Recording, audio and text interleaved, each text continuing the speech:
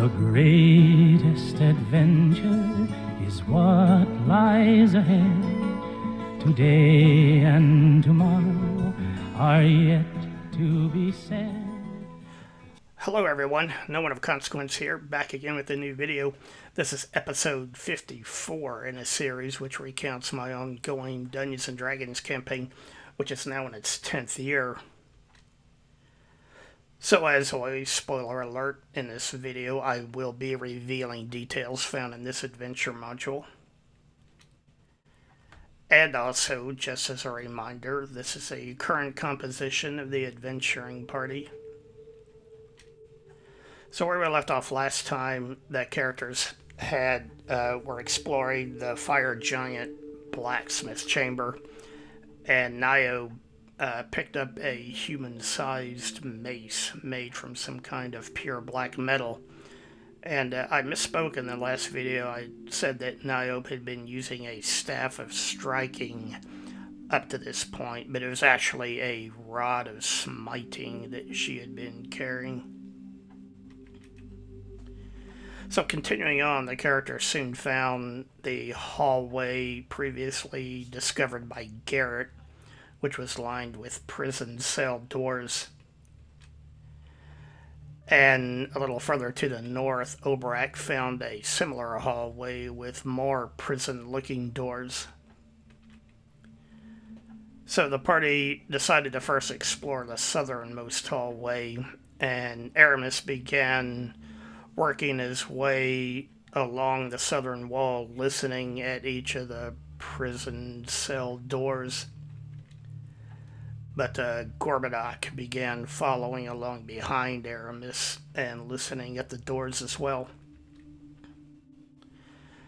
So Gorb heard noises coming from behind a door that Aramis did not hear anything, and Gorb felt that this justified his double checking. He insisted that the door be opened, although he could not do it himself, because in the last video, if you remember, I had mentioned the doors, of course, are giant size, but they were also padlocked and barred shut from the outside. So Aramis was initially against opening any of these doors. However, Gorbadoc insisted that any prisoners of the fire giants would be worthy of rescue.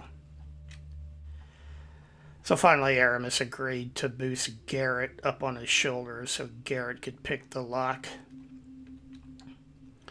And after picking the lock, Garrett hung from the door handle and he braced his legs against the door frame. And doing that, he was able to push hard enough for the door to swing open. So Garrett swung back while hanging from the door handle, and it opened to reveal three gnolls imprisoned behind it. One of the gnolls was clearly dead, and the other two were badly beaten.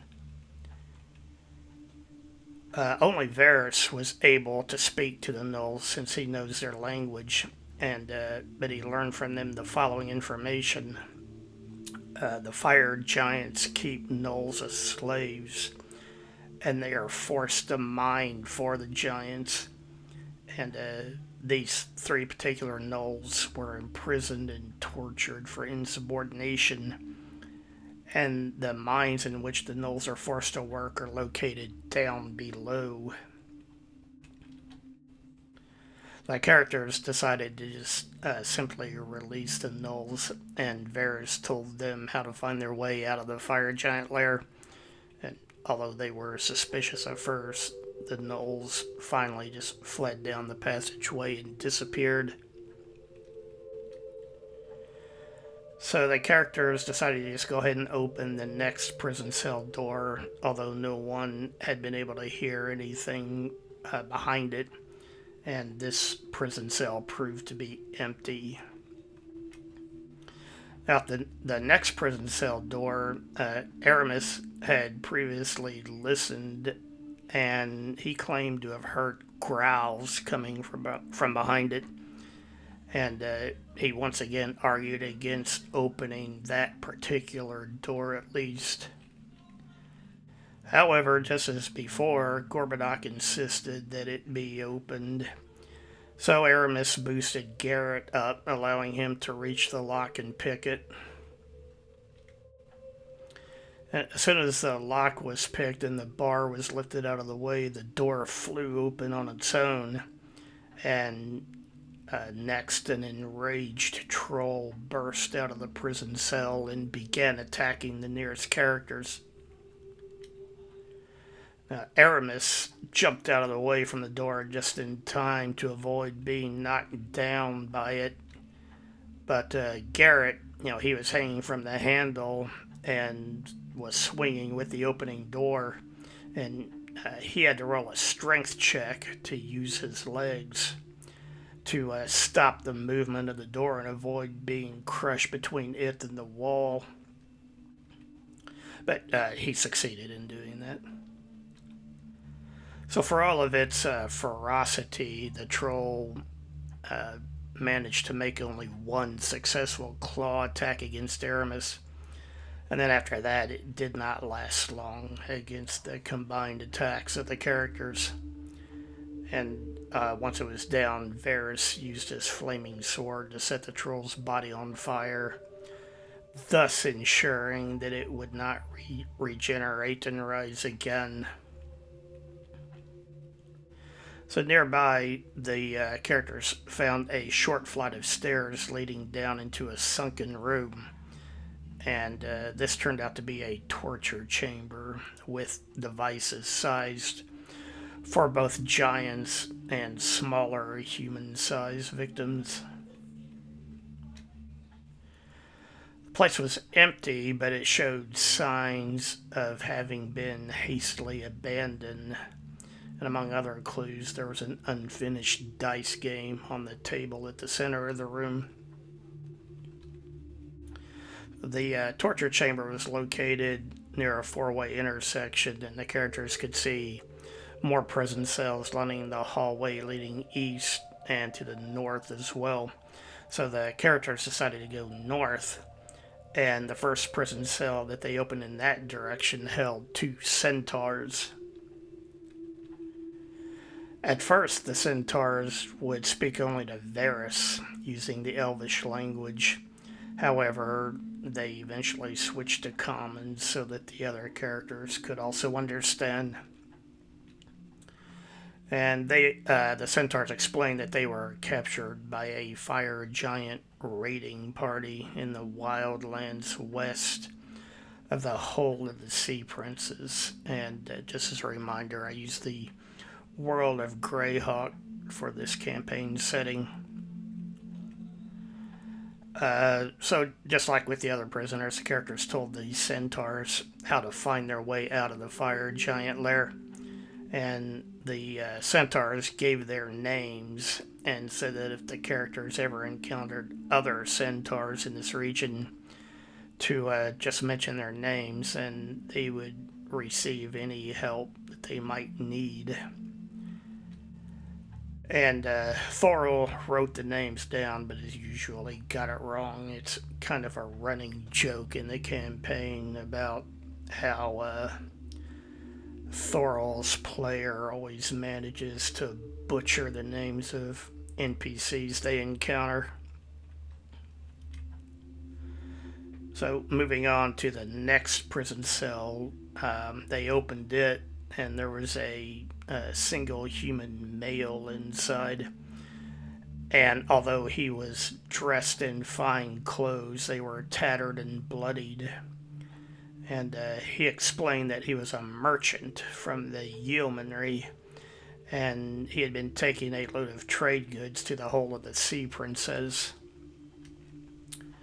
And he said his caravan was attacked by a fire giant raiding party along the way, and he said that all of his hired guards had been killed and the giants took his trade goods as loot.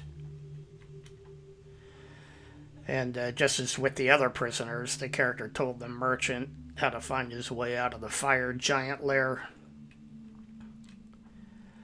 And the merchant gave the characters his name and told the characters if they were ever in the city of Loftwick, they should try to look him up, and he would reward them if he could.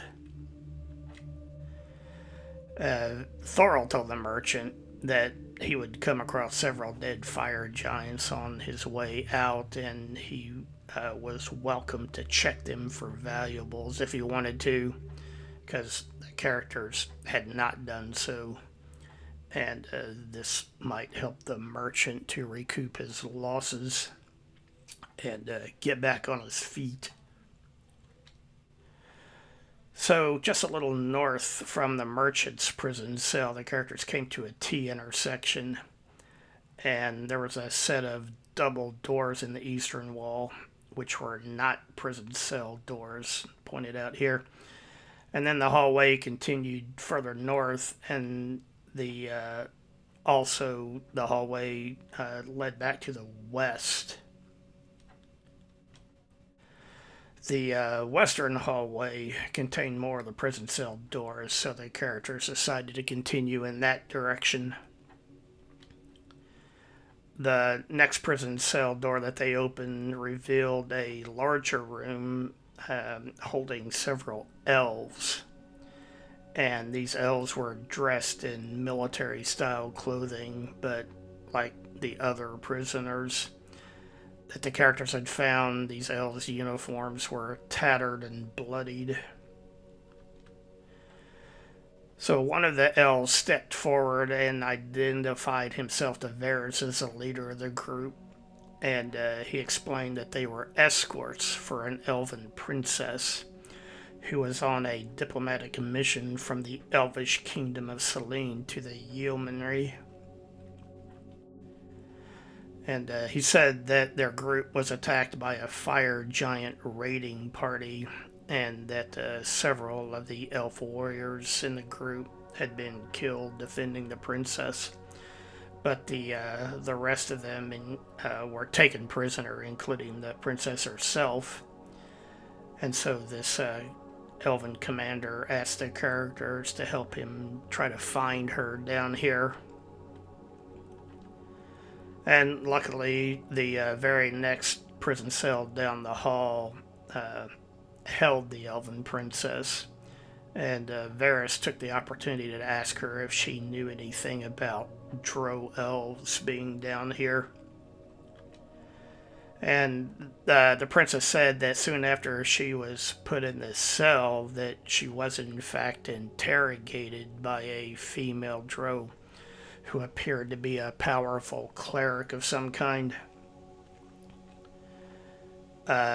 She said that the drow cleric wanted to know the nature of her mission to the yeomanry and that sort of thing.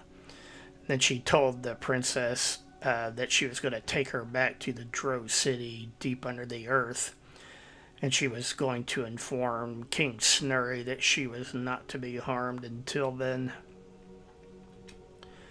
So the elf commander was anxious to get the princess out of the fire giant lair, so their group prepared to leave.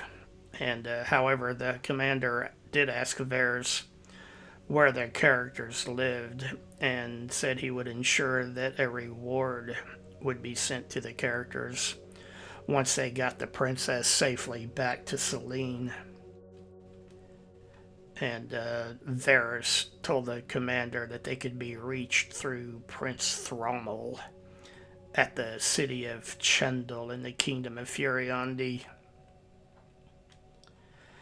So next, the characters went to examine a bizarre purple section of wall located just nearby on the south side of the corridor. You can see it pointed out there. So the characters looked at it. They couldn't really make anything of it. So finally, Thorol poked at it with his dagger.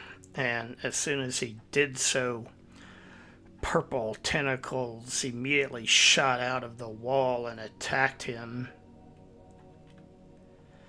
And most of the rest of the characters ran up to help, but unfortunately, they were attacked by tentacles as well. And these tentacles were very tough and very strong.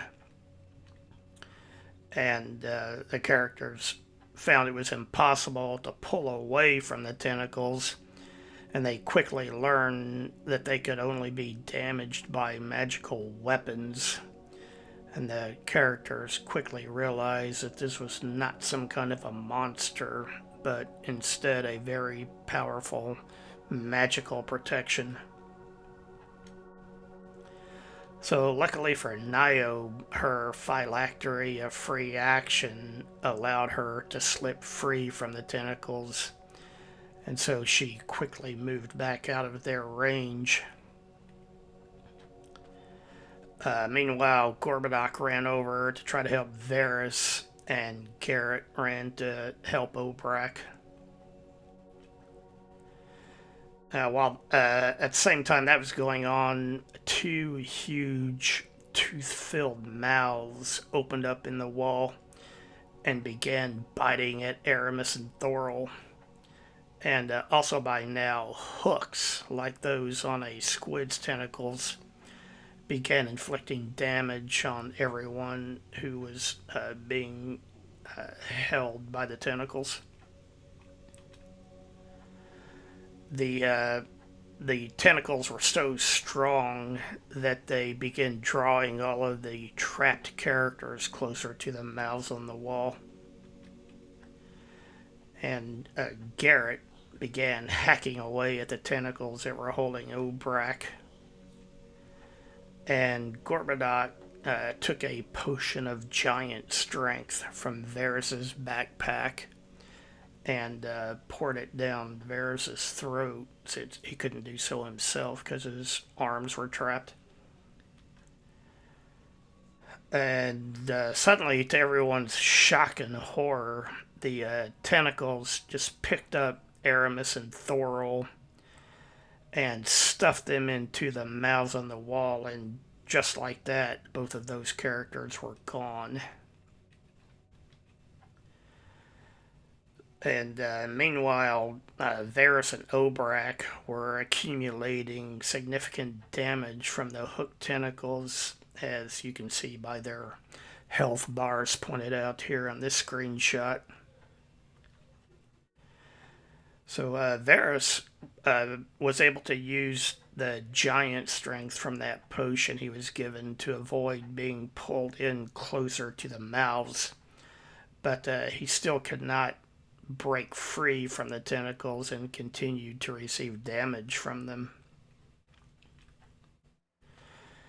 So Niobe and Gorb kept working to try to help free Varys, while Garrett continued to help Obrak attack the tentacles that were restraining him.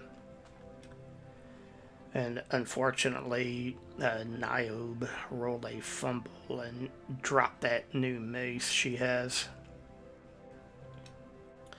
And even worse, Varys' guard dog, Spuds Mackenzie, ran up and tried to help him as well. But the tentacles just grabbed the dog and shoved him into one of the mouths, just like they had done with Aramis and Thorol, and then the dog was gone. So now Varys was desperate to escape, and he decided to try using a new holiday reward item he had recently received from a St. Patrick's Day one-shot I had run. So in this particular year, I had run this bizarre St. Patrick's themed one-shot for the party, and every character that participated received one of these rainbow slides as a holiday reward item, and you can read the description there.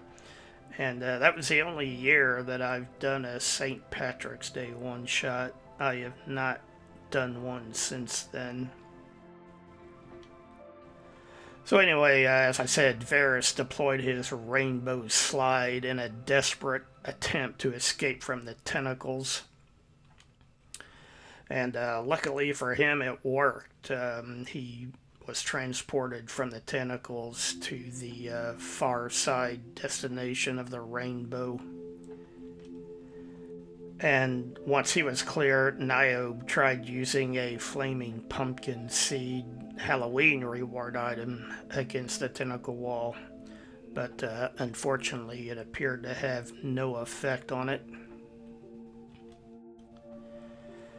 Obrak and Garrett were having better luck at destroying the tentacles that were restraining Obrak. Meanwhile, one reason was because Obrak, at least one of his arms was not pinned, and he was able to help attack as well. But no sooner did they remove a tentacle from Obrak when a new one would just shoot out of the wall to replace it. And so finally, Obrak decided to use his rainbow slide as well. And just as with Varys, Obrak managed to escape from the tentacles. So once everyone was away from the tentacle wall, it reverted back to its dormant state, and the characters used the opportunity to try to decide what to do next. Niobe cast a blade barrier spell positioned so that the blades would cut into the tentacle wall. However, even that spell seemed to have no effect on it. So next, Varys stood on the opposite side of the hallway and tried casting Dispel Magic at it. And doing that got a reaction from the wall.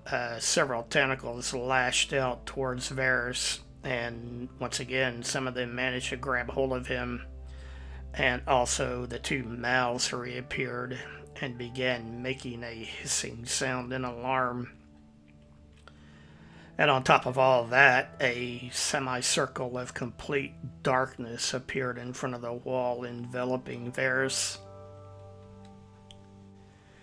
So in response to that, Niobe cast a light spell to counter the darkness effect. And just as before, Varys was able to use the extra strength he had from the giant strength potion to avoid being pulled in by the tentacles. But also, just as before, he could not actually break free from them. And he was taking damage again. So finally, Niobe ran up and gave Varys her own rainbow slide to use. And that allowed Varys to escape from the tentacles' damaging grip. And as you can see on his health bar there, he got out just in time. He only had 1 hit point left. Alright, well that's all I have for this video. Thanks for watching. If you enjoyed the video, please hit the like button. And always feel free to leave a comment and let me know what you think. If you haven't yet, subscribe to the channel. And if you can, share the video. It helps the channel a lot. So as always, anything you can do to help support the channel, I appreciate it. Thanks again. Bye for now. The greatest adventure is what